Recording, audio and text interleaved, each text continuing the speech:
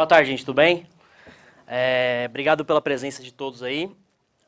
Eu tenho um grande defeito que é falar bem rápido. Então eu vou tentar falar devagar, apesar de ter bastante coisa para a gente conversar. Eu trabalho hoje com segurança da informação e já fui desenvolvedor aí durante uns 15 anos da minha vida. Então a ideia é trazer um pouquinho do que eu faço hoje para tentar proteger as aplicações, né, que vocês desenvolvem, né, o que a galera desenvolve, e tornar um pouquinho aí mais seguro nossos ambientes, nossas aplicações e etc. Por isso a pergunta, né, isso existe? Porque é um tema ainda pouco discutido, né, programação defensiva. Eu ouvi aqui agora há pouco, vamos no Go Horse e põe para funcionar. Mas existe sim, né? Pode ser uma grande dúvida aí se existe ou não, mas programação defensiva existe sim. E aí eu vou contar para vocês como faz.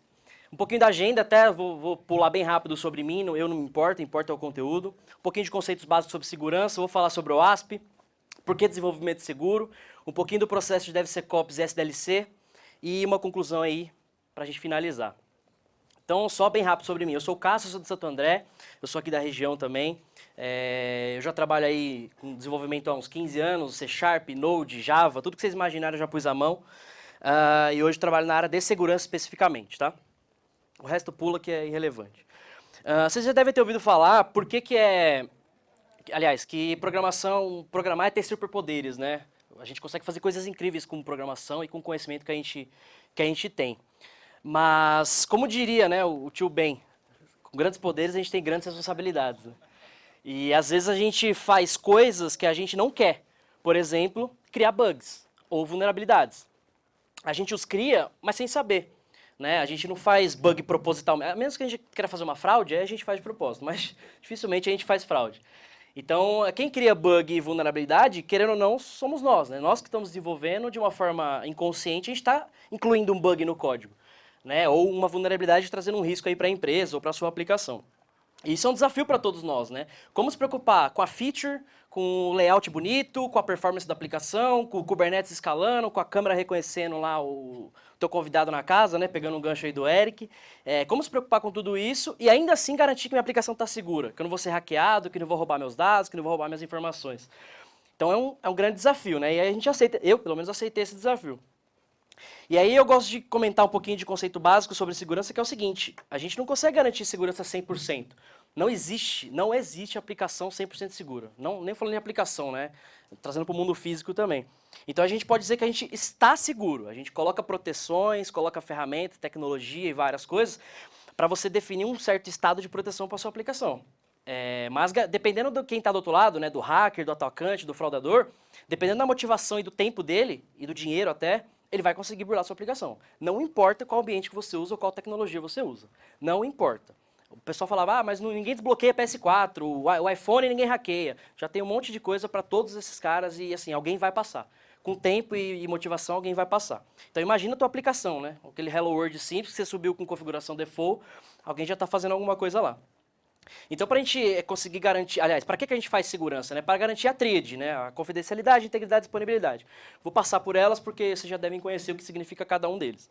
Mas a gente cria conceitos, né, e metodologias de segurança para proteger esses três caras aqui, que normalmente é o que a nossa aplicação trata. Né? Ela trata de dados do usuário, de dados de cliente, dados de funcionário ou de transações. Né? E aí um pouquinho mais importante.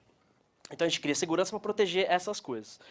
E aí entra um pouquinho do projeto do OASP, que é o Open Web Application Security Project, que na verdade é uma galera aí mundial, né? Inclusive eles reabriram o capítulo de São Paulo, que eles organizam aí ao longo do mundo, né, discussões, etc., acerca de aplicações web, de vulnerabilidades e problemas de aplicações web. Não só web, tá? Tem APIs também, IoT, mobile. Então tem várias coisas bem bacanas que eles fazem, tá aqui o site, depois vocês dão uma olhadinha. E um dos projetos principais deles é o Top 10. O ASP Top 10, que são as 10 principais vulnerabilidades em aplicações web. Normalmente, a cada 2, 3 anos, eles lançam um Top 10 diferente, tá? O último é o de 2017. E aí tem as 10 principais vulnerabilidades que são encontradas em aplicações web. E, pelo menos Injection, que é a primeira, tá? Desde que nasceu o ASP, lá em 1900 e bolinha, ela é topo ou top 3, né? Porque as pessoas não se preocupam com esse tipo de ataque, etc., ou negligenciam, de certo modo. Então tá sempre aí. Eu não vou falar de todos, obviamente. Peguei alguns para a gente poder falar de como é que eu programo defensivamente, né? Como é que eu me defendo desses problemas. Vou falar um pouquinho do principal e de um outro bem legal também. Injeção, basicamente, é a sua aplicação receber informações ou receber dados, parâmetros, etc., que você simplesmente confia cegamente e passa para o seu back-end processar, certo? Então você pode ter SQL injection, CSS, JavaScript, você pode ter injeção de qualquer coisa, XML, enfim. O principal deles é o SQL injection, né? A gente consegue ver bastante gente falando disso. E também tem o NoSQL injection, para as bases não relacionais, tá? E aí, só trazendo um pouquinho de código aqui para vocês, né? Qual que é o problema? Nesse código aqui, tem uma variável aqui que está concatenando direto com minha string SQL. Então, peguei um exemplo de um e-mail aqui que vai chegar para um formulário, para uma API, whatever. E quando isso aqui for executado direto no servidor, ele vai retornar, vai executar o select. O problema é, se eu fizer adicionar uma string, né, nessa consulta que eu não estou tratando, o que vai retornar aqui? Todo mundo, independente do e-mail. Ele não vai tratar mais o e-mail, ele vai trazer todos os usuários, no caso aqui da base. Ah, Cássio, mas ninguém mais faz isso, todas as aplicações estão seguras. O ASP está aí para dizer que não, certo? Não sou eu que estou falando. E como se proteger disso? Eu tentei colocar um código bem agnóstico aqui, mas de um modo geral, a maioria dos frameworks, a gente tem bibliotecas que preparam os parâmetros para a gente ou nos auxiliam com algumas coisas, né? Abstrai isso para a gente. Então imagina você ficar fazendo if na string para ver se tem isso, se tem aquilo, se tem isso, se tem aquilo, para você poder passar. Então você não precisa, né? A maioria dos frameworks já faz isso, então nesse caso aqui eu estou instanciando um cara aqui que vai fazer esse tratamento para mim e eu posso usar ele tranquilamente aqui no meu quero que vai estar sanitizado, de certo modo. Ele vai validar a entrada para mim, vai ver que não tem string estranha, não tem traço, etc. Tá, e aí é o principal ponto, né? Validar as entradas que sua aplicação recebe, sua API, seu mobile, etc. Talvez seja a principal arma de defesa, vamos dizer assim.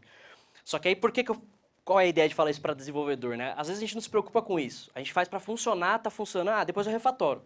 O depois eu refatoro é produção, né? Esquece, a gente não vai refatorar. Mas enfim. Um outro ponto bem legal que eu quis puxar para falar com vocês é o misconfiguration. O que é isso? A gente, né? Eu me incluo como desenvolvedor. A gente tem mania de tudo que é novo sai, a gente quer testar. Lançaram um framework novo, baixa, instala e testa. Lançaram um banco novo, baixa, instala e testa. Isso tem muito problema. Porque o principal problema, na verdade, é instalação padrão. A gente não fica se preocupando com segurança no localhost, na nossa máquina. Põe para funcionar, vamos ver como é que é, vamos fazer o projetinho aqui para brincar e vai dar tudo certo. Legal. O problema é, muitas vezes isso vai para produção, ou vai para outros ambientes. E aí é onde está o risco embutido. Quando a gente fala de aplicação e-commerce, né, um mobile, etc., aí a gente está falando de risco financeiro e algumas coisas nesse sentido, vazamento de dados, agora por causa da LGPD. Mas a gente vai chegar num ponto um pouquinho mais crítico. E aí como se defender desse tipo de coisa, né? Ao invés de simplesmente dar um next finish, instalar a configuração padrão, começar a se preocupar. Não usar usuários padrões, não usar a senha padrão, diretório padrão, porta padrão. Mongo, por exemplo. Subiu um Mongo lá, 2701, sem usuário, sem senha, segue o jogo, põe para produção, acabou. Mas ninguém vai conhecer minha aplicação, ninguém está preocupado com a minha URL. Tá, acredite que tá. Você pode ser uma aplicação em produção na Amazon, tem alguém escaneando sua aplicação. Alguém tem uma coisa automatizada para estar escaneando em tempo real, isso não tem como fugir. E aí como que o cara faz para atacar a sua aplicação? De certo modo nem é um ataque, né? Que eu coloquei aqui, é um simples teste. Se sua senha é admin e o usuário admin é senha 123, qual é o ataque? Testar a sua aplicação. E ele vai passar. Porque você só queria fazer rapidinho, lembra? Então a gente tem que se preocupar muito com esse tipo de coisa, né? Parar um pouquinho de pensar em fazer rápido, entregar e vamos para cima, vamos vender, põe no ar, para falar, putz, espera, que risco isso traz? Às vezes a gente já está numa maturidade bem alta de testes, por exemplo. Teste unitário, teste de carga, teste de performance, X, whatever, TDD, um monte de coisa. Mas e segurança? Às vezes bug é um problema de segurança, não necessariamente é só um bug que cracha a tela ou para a sua funcionalidade. E aí eu acabei adiantando esse slide, né, que é como se proteger, não fazer as coisas padrão e mudar sempre que possível. E aí trouxe alguns casos aqui, eu não vou comentar todos porque eu tenho que voar no meu tempo, mas tem alguns. Um bem legal é esse segundo aqui, ó. Uma certa empresa aí teve toda a base de usuários vazada, base de usuários da rede, tá? E quem teve posse dessa base tentou logar com esses usuários na rede, obviamente, né? Para que vale uma base de usuários se eu não vou tentar usar? Como ele só tinha os logins, ele não tinha senhas, então ele fez um básico ataque de brute force, né? Ficar batendo o usuário com várias tentativas de senha diferentes. As que era admin 1, 2, 3, funcionou. As que não, não funcionava. O problema era, na verdade era um problema de lógica. A aplicação, a cada 3 tentativas, bloqueava o usuário, que era o usuário do AD e o usuário da rede de todo mundo. O hacker que não conseguiu acesso dos usuários, ele falou o quê? Tá bom, então eu consigo bloquear todo mundo. Legal. Todo mundo ficou bloqueado. Eu lembro que um colega contou esse caso, na empresa que ele trabalhava, eles tiveram que entrar em contato com o suporte da Microsoft para ter um master do AD lá para conseguir desbloquear. Porque se tinha todos os usuários, inclusive quem administrava o AD foi bloqueado. E aí imagina se é fechamento, meta, entrega, X. Simplesmente para a empresa, ninguém trabalha, né? É bem interessante. Tem outros casos aqui, depois eu comento aí no corredor, só para a gente não perder tanto tempo.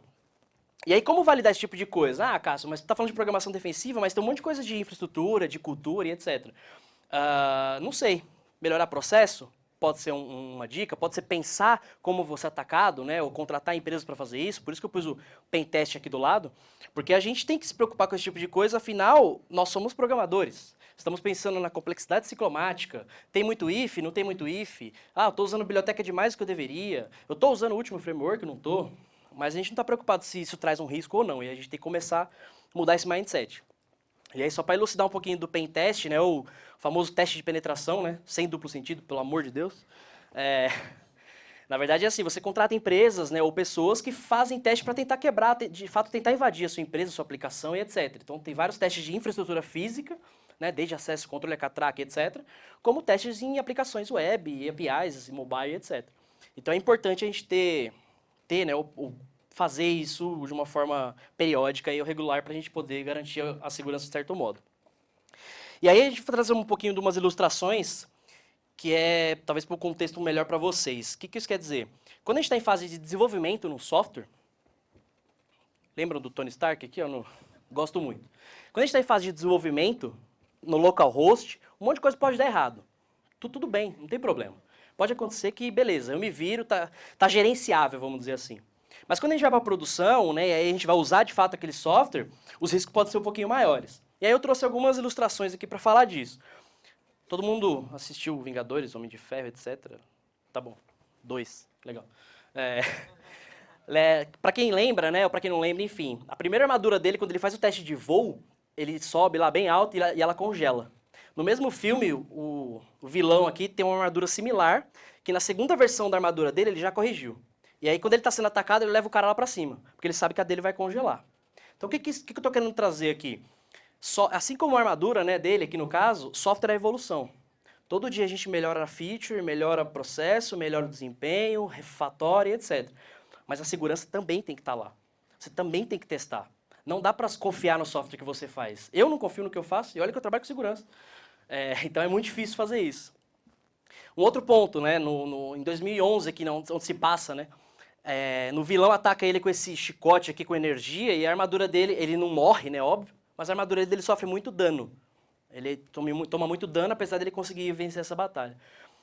No Vingadores, lá em 2012, um ano depois, a armadura dele absorve o raio do Thor e transforma aquilo em energia, tanto que ele fica com 400% de energia lá.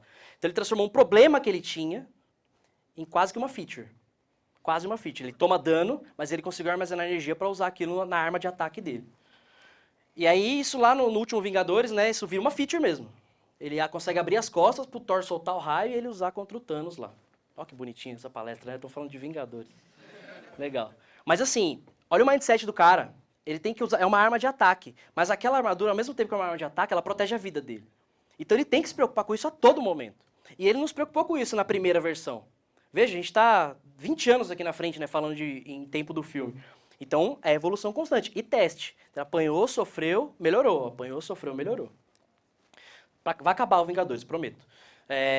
No 2016, no Guerra Civil, também, o Capitão América consegue arrancar o capacete dele com algumas porradas. E quando arranca o capacete, ele está assim, totalmente vulnerável, né? Acertou a cabeça, ele vai morrer. Já no Guerra Infinita, quando o Thanos dá umas 3 porradas nele, ele arranca o capacete, depois o capacete já se constrói e ele está protegido novamente. Até que acaba o recurso mesmo e fica pela metade aqui, igual vocês conseguem ver. Mas assim, de novo, problema, evolução. Problema é evolução. Se a gente não testar ou não conhecer nossas vulnerabilidades, a gente não vai conseguir melhorar. E quem vai testar pra gente se nós não testarmos? O hacker, o fraudador. E aí já é problema. E aí a gente começa a falar de desenvolvimento seguro, né, de processos, ferramentas, culturas, etc. E aí eu separei em 2 grupos aqui para explicar. Para as empresas, por que as empresas se preocupam com isso, né? Especialmente a empresa que eu trabalho hoje? Para perda de financeira direta, então se eu tenho fraude, eu estou perdendo grana. Para perda financeira indireta, né, que aí é um risco à imagem, então vocês já devem ter visto vários casos aí de banco X que vazou dados dos clientes, banco Y, e-commerce tal que vazou dados dos clientes. Então, isso acontece. Se acontece com o banco e tudo mais, imagina com as empresas que a gente trabalha, que talvez sejam negócios menores. E a gente se preocupa também por compliance. Tem muita coisa que a empresa tem que fazer, porque é uma lei, uma regulamentação, alguma coisa que ela tem que aderir, né? A LGPD está aí, em agosto do ano que vem, todo mundo vai ter que estar aderente a algumas coisas. PCI para e-commerce, em algumas empresas que trafegam cartão de crédito vão ter que se preocupar com isso. Então você vai ter auditoria e coisas que você tem que se submeter, você não tem opção de não fazer, você vai ter que fazer. E aí, trazendo um pouquinho para o nosso mundo, né? Por que para você é importante isso? Para ter final de semana, aplicação que não dá problema é a aplicação que me enche o saco. Então, se está tudo perfeito, funcionando bonitinho, eu tenho mais tranquilidade para lidar, né, com a minha vida, né? Pegando um gancho da palestra da saúde mental lá. Porque se imagina se a sua aplicação foi invadida, foi bichada, whatever, você vai ter mais dor de cabeça.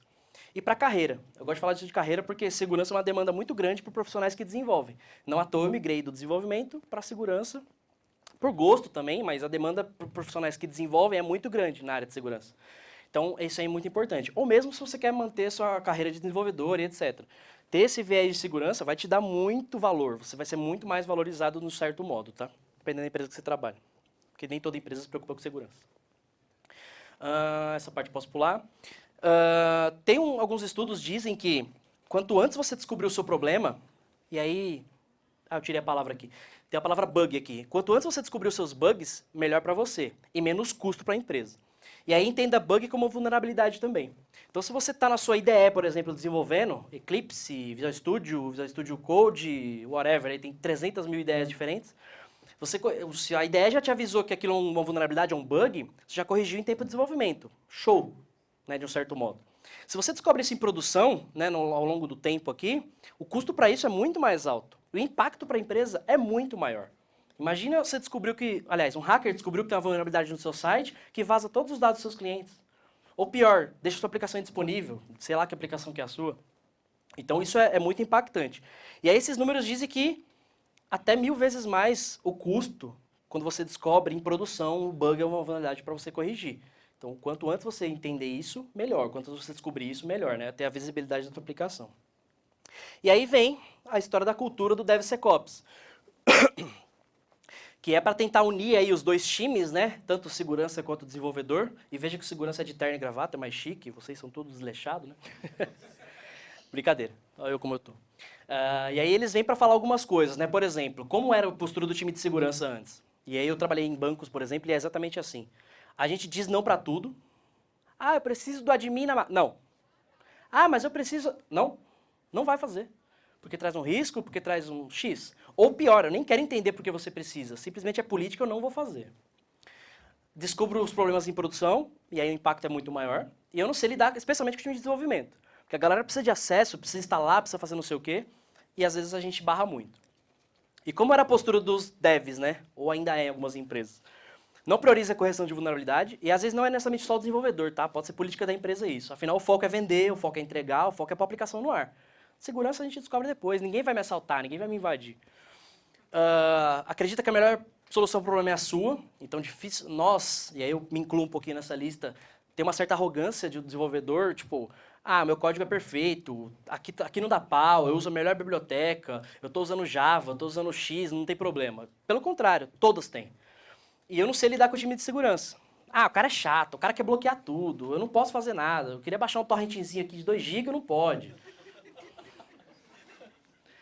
E aí, eles trouxeram essa ideia, esse mindset, né, de juntar cultura, processo e ferramenta para a gente poder mudar, né, quebrar essa barreira aí dos dois times. E aí um pouquinho de cultura, né, o que dá certo para implementar, para fazer isso funcionar? Segurança, né, por exemplo, saber dizer sim com responsabilidade. Então, você quer acesso exclusivo para fazer admin na máquina? Tá, por que o admin? Porque eu preciso instalar pacote da NPM. Legal, e se eu te der um usuário que instala o pacote sem ser o admin da máquina, te resolve? Pô, resolve, legal. Mas como eu consigo lidar com isso? Se eu conhecer os dois mundos, de certo modo. Não adianta, porque segurança sempre vai falar não. Ele não quer que você entre, não quer que você passe, não quer que você traga o risco. Disseminar preocupação com segurança. Então, lá na empresa, por exemplo, a gente faz workshop, né, faz algumas palestras, etc., para espalhar essa cultura de segurança. Afinal, segurança é uma responsabilidade de todos, né? Não adianta a gente falar que é culpa só do time, mas na verdade não é. O que é ruim, né? Querer participar de tudo Normalmente os times de desenvolvimento nas empresas são muito maiores que os times de segurança, então segurança não consegue estar inserida em todos os lugares. Ou praticar a famosa segurança por obscuridade. É aquela história do, o URL, só eu conheço essa URL. Nenhum hacker vai acessar essa URL. Ah, vai. Já acessou e você não sabe. Processos, né? O que é legal? Começar com um processo simples. Então, pega o código e começa a passar uma ferramenta que vai te dar alguns insights. Simples. Depois a gente vai evoluindo. Gerar indicadores. Quanto eu tenho de vulnerabilidade por aplicação, por código, por tecnologia. Afinal, a gente tem que ter números para poder justificar algumas coisas. O que é ruim? Burlar processo. Então, agora todo deploy vai passar por um scan. Aí o gerente X lá, não, minha não vai passar pelo scan porque vai demorar, porque vai atrasar, não vou conseguir entregar. Já está burlando o processo, já está continuando na mesma, né? Então não vai mudar muita coisa. Ou pior, querer automatizar tudo. Hoje em dia, Jenkins para todo lado, servidor de build não sei o quê, 10 tecnologias para cada microserviço. Então a gente querer cuidar de tudo isso também é um problema. Então a gente tem que começar pouco para poder chegar a alcançar um objetivo um pouquinho maior. E ferramentas, né? A gente não consegue fazer isso com um cara de segurança olhando para o código 24 horas e achando que vai funcionar. Não dá, tem que ter ferramenta para isso. Open source tem muita coisa legal, muita coisa ruim. Ver como outras empresas fazem, né? Brincando um pouquinho, né? Eu, quando era de desenvolvimento, pouco pensava em segurança. Então, às vezes eu queria fazer da minha cabeça, mas não era... Oi? Oi, oi. Oi, oi. Pô, me hackearam. Onde eu estava, ver como as empresas fazem, porque a gente quer ter solução da cabeça e às vezes a gente não consegue resolver isso. Não querer gastar grana, porque às vezes a gente não tem orçamento para fazer o que a gente precisa, a gente não tenho dinheiro, não vou comprar ferramenta, não vou fazer. Pelo contrário, tem muita coisa open source mesmo. Ou querer usar tudo disponível, né? Quem é do JavaScript aí? Levanta a mão. Dá para falar que... de novo? Falou JavaScript. Só porque eu falo de... Pô, JavaScript é da hora. Todo dia tem uma biblioteca nova em JavaScript. Todo santo dia. Lançou uma biblioteca nova. E a gente quer usar tudo. Porque alguém falou que alguém é legal, vamos baixar, vamos funcionar. E isso também traz muito risco. Mas muito. Tanto para sua aplicação, de um modo geral, né, quanto para a segurança. E uma coisa legal também que a gente gosta de falar é praticar a cultura do blameless. O que é isso? E aí é um pouquinho mais do time de segurança, né? Às vezes você fez um código que trouxe uma vulnerabilidade, traz um risco para a empresa e etc. E não é o foco da área de segurança falar assim, culpa é sua, você vai ser mandado embora porque você trouxe uma vulnerabilidade para a empresa. Não.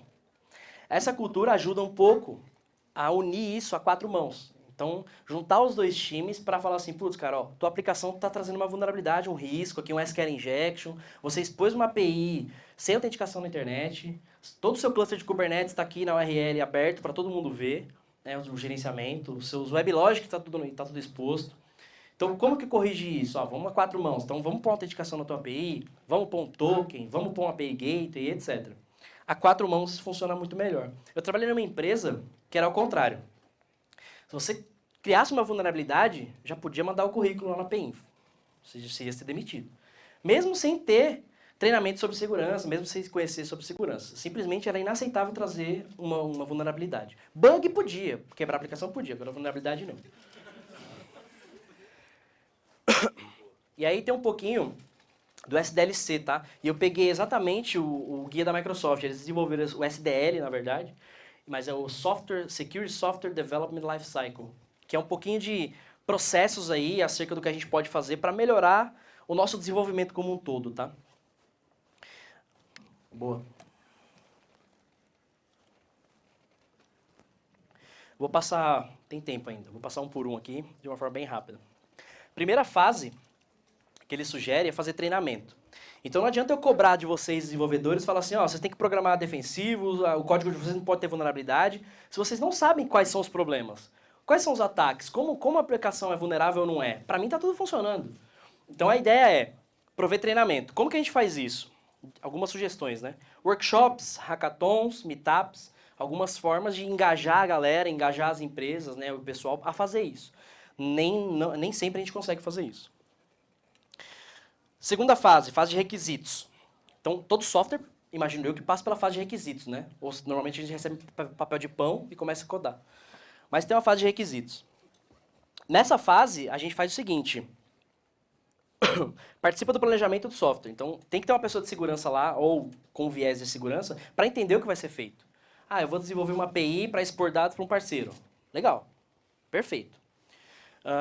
Vou participar das plannings, né, para entender isso, para quem usa a metodologia ágil. E aí a gente fala que é o Security Owner, né? Tem o Product Owner, tem o Scrum Master, tem o Security Owner. Então, a gente faz isso para quê?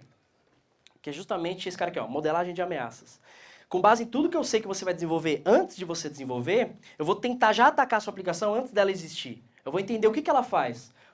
Quais seriam os mecanismos de proteção que eu tenho que pôr para a sua aplicação já nascer de uma forma mais segura. Lembra que não existe 100% seguro, né? Então ela vai nascer mais protegida. E só consigo fazer isso se eu tiver na especificação com você. Com o desenvolvedor, com o dono do projeto, com o cliente, etc. Se não, eu só vou descobrir quando? Produção. Ou deploy, etc. E aí não faz muito sentido. E como que eu faço isso? Participando do planejamento de software de novo, né? Entra nesse item aqui. E nomeando alguém, né? Você tem que ter alguém como Security Owner. Mesmo que você não tenha um time de segurança na sua empresa, nomear alguém para começar a estudar e começar a ter esse viés para saber o que de risco aquela aplicação pode trazer, mesmo antes dela existir, tá? Aí a gente tem uma quarta fase, que é a fase de implementação. Então a aplicação vai começar a ser desenvolvida. E aí o que a gente faz do lado de segurança? A gente consegue já ver código. Então a gente consegue fazer no olhômetro, né? Olhar o código e ver se ele traz vulnerabilidade, mas fica inviável fazer isso. E a gente usa algumas ferramentas. Nesse processo a gente chama de code review, e aí tem code review para várias formas, né? Tanto para performance, etc., quanto para segurança. E a gente chama de análise estática, que é o SAST. Então tem uma ferramenta, basicamente, alguns já devem ter ouvido falar sobre o Sonar, talvez seja mais popular aí por ser open source, etc. Ela ajuda a gente a dar alguns insights de qualidade de código, duplicação de linhas, etc., e algumas vulnerabilidades. Mas tem outras ferramentas que eu cito aqui embaixo, por exemplo, o Checkmarx, o Sonar, o AppScan, a Veracode, tem outras, tá? Um monte. Mas a maioria dessas aqui são pagas, e muito bem pagas, inclusive. Mas elas já te ajudam a dar um insight sobre o teu código, o que ele está trazendo de risco para você. A gente tem uma outra fase, que é a fase de verificação. Então imagina que seu software foi desenvolvido, ele vai ser homologado agora pelo cliente, pelo demandante, etc., e a gente já consegue fazer teste de segurança também, que é o DAST, né, um teste dinâmico. Então imagina um robozinho batendo na sua aplicação, buscando vulnerabilidades, ou o próprio pentest, né? A gente consegue contratar um pentest e, de fato, tentar penetrar ali a tua aplicação. Algumas empresas que fazem isso, a Veracode também faz, ou o Zap Proxy. O Zap Proxy é uma ferramenta do ASP. A galera desenvolveu e ele te ajuda aí. Você pode colocar ele no teu Jenkins, sua aplicação faz o build, deploy, o cara ele já roda para você automático, já te dá um relatório, barra o teu build ou não. Então a gente consegue implementar isso também. Por fim, a gente tem a fase de release. O que é isso? A aplicação vai ser lançada. Né? Desenvolveu, testou, validou, vamos lançar essa aplicação. Legal. Como que a gente tem que fazer isso? Aliás, o que para segurança tem que ter? Documentação, normalmente não tem, mas tudo bem. Ou pelo menos, onde eu acho os logs? Onde sua aplicação gospe log? Se der erro, se der algum problema, onde eu vejo, né, que sua aplicação está saudável ou não? Ter alertas, importante para o time de segurança saber se sua aplicação está tendo mais consumo do que o normal. Então a gente, por exemplo, lá na empresa, no e-commerce, a gente tem APIs para tudo que é lado. Então quando eu sei que uma API ela tem 5.000 chamadas por dia. O dia que tem 5.001, eu já sou alertado. Porque pode ser um robô, pode ser uma fraude, pode ser qualquer outra coisa. Ou pode ser alguém que resolveu entrar naquele site aquele dia para comprar. Mas eu tenho um comportamento que eu consigo ser alertado em tempo real acerca de algumas coisas.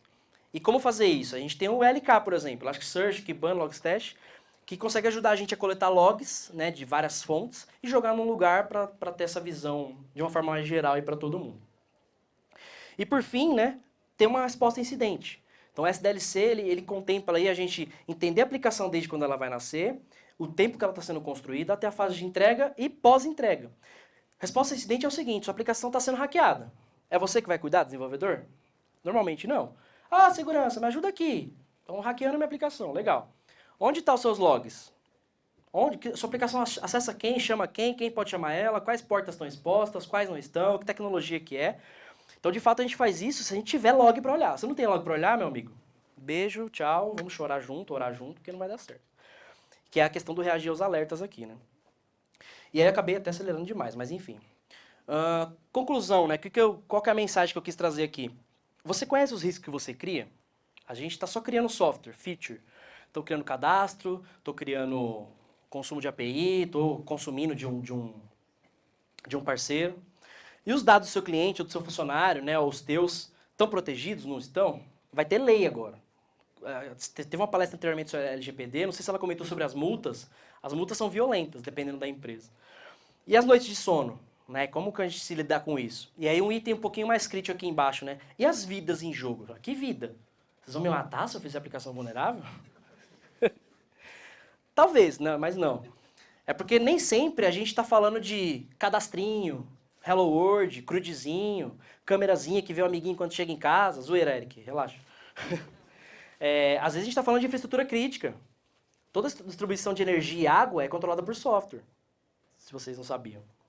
Car hacking, hoje não, né? Mas a maioria dos carros agora é tudo automatizado.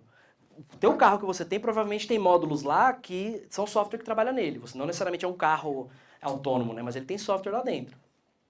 E quando a gente está falando de estrutura um pouquinho mais crítica, é tudo software que controla. Quem fez esse software se preocupou com segurança? Imagina.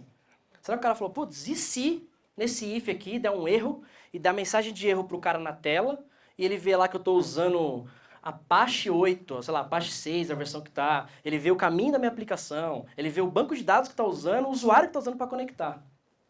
Para isso, para quem vai fazer o mal, é um prato cheio. Então, quando a gente fala de estrutura crítica, é muito perigoso. Alguém aqui trabalha com estrutura crítica, alguma coisa nesse sentido, não? Ótimo, muito bom.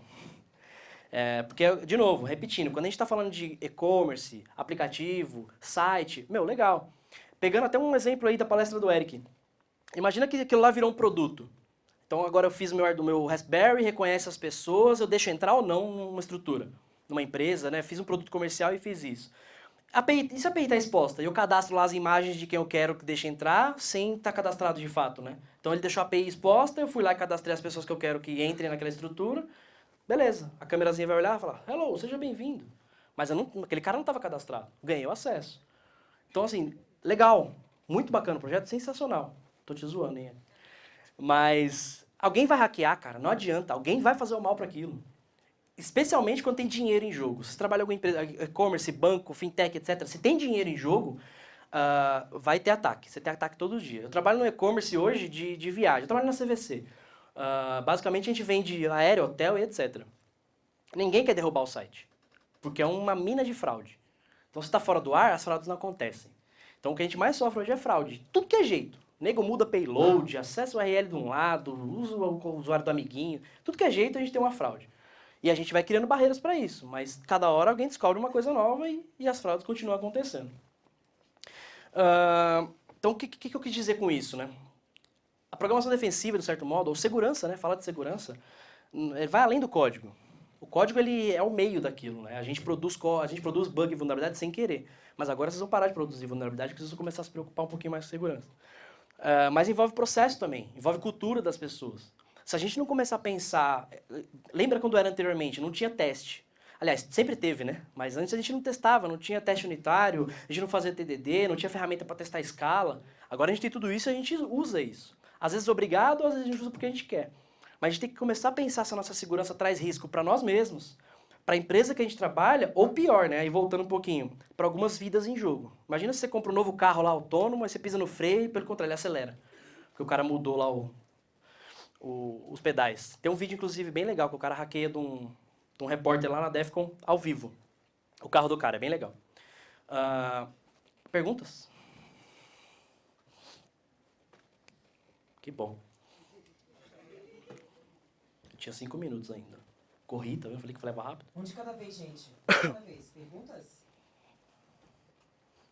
Não? Sim. Aê. Duas agora. Vendo? Sempre tem. Pergunta fácil, hein, velho? Vamos lá, pergunta fácil, porque ele tá, né, acelerado. Quem levantou a mão primeiro? Quando a gente tinha os front-ends clássicos, a gente tinha essa preocupação de SQL injection, né? E agora com API, Web Service ou REST, é a mesma coisa ou o próprio mecanismo de parse já resolve isso e dá segurança? Um exemplo que a gente teve lá na empresa, por exemplo, a gente usa um barramento lá, que na verdade é um SOAP que vem um XML. Nesse XML vinha lá barra etc, barra não sei o que, um comando injetado. Se eu não estou validando essa entrada, o barramento executava. Então o cara conseguia executar código remoto no meu servidor. Então, tanto o parse, seja um JSON, um XML, whatever, se ele não está tratando o que vai chegar, você vai ter problema. Então, a API, na verdade, ela é um formulário em formato de URL. Certo? Antes você tinha um formulário que as pessoas preenchiam. Agora você tem uma API que você passa um payload ou parâmetros no URL que vai processar aquela informação. Se ela não for tratada, você vai tomar, não tem jeito. E aí, é que eu comentei um pouquinho atrás, algumas bibliotecas ajudam você nisso. Putz, eu estou usando a biblioteca tal que ela já sanitiza tudo para mim. Se não, vai passar. Vocês têm algum sistema para identificar um ataque, de repente? Tem pessoal que já está viajando com machine learning, com as coisas, verificação de comportamentos anômalos, mas vocês, por exemplo, o que você já viu disso aí? Lá não, né? Eu diria que especificamente você precisa ter log. Se você não conhece o que sua aplicação está fazendo, você não consegue saber se ela está sendo atacada ou não. Ela pode ser um acesso normal ou não. Então, por exemplo, tudo que é API, tudo que é back-end, a gente tem access log de servidor, para a gente saber qual é o comportamento da aplicação normal. Até para a gente começar a responder incidente, eu preciso entender qual é o comportamento normal de uma aplicação. Então, por exemplo, a gente tem a API de hotéis lá, que ela 100 mil vezes por dia ela é chamada. Legal. Putz, um dia de manhã tá no 120 mil já. Então, pô, fugiu do meu normal, eu preciso atuar. Aí eu vou ver se é um bot, aí eu posso ter um WAF na frente de uma ferramenta que vai me ajudar nisso, ou posso ter uma resposta na aplicação, escalar ou não escalar, enfim. Mas você tem que ter monitoramento. Sem monitoramento, não adianta, não tem como muito responder. Mais alguma? Temos um tempinho para mais uma? Sim, ali. Mais uma pergunta.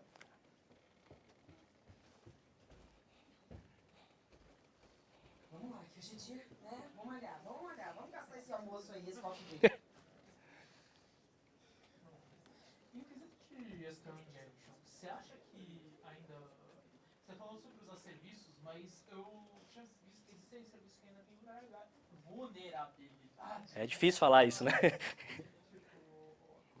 O que você acha, em caso de eles não consigam usar um serviço desse, o que a gente tem que pensar?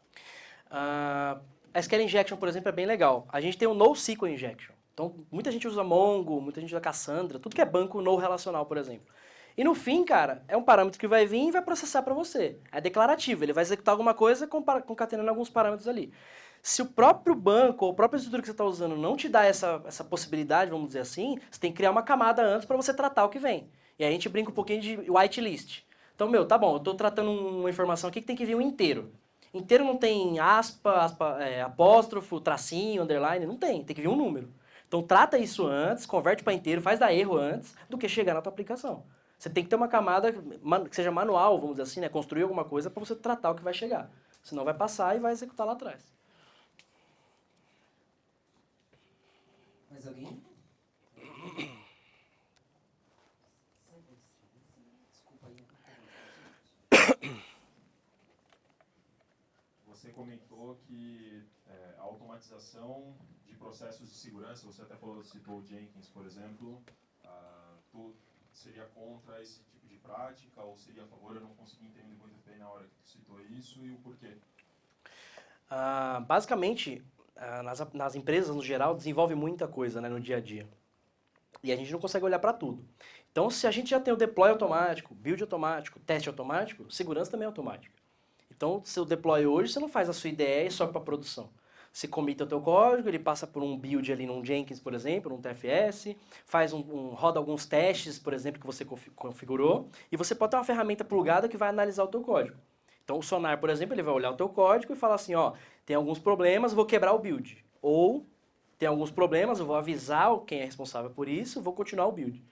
Então, você tem ferramentas que te ajudam ao longo desse ciclo inteiro, né? Aí, usando um pouquinho do CI ou CD, né?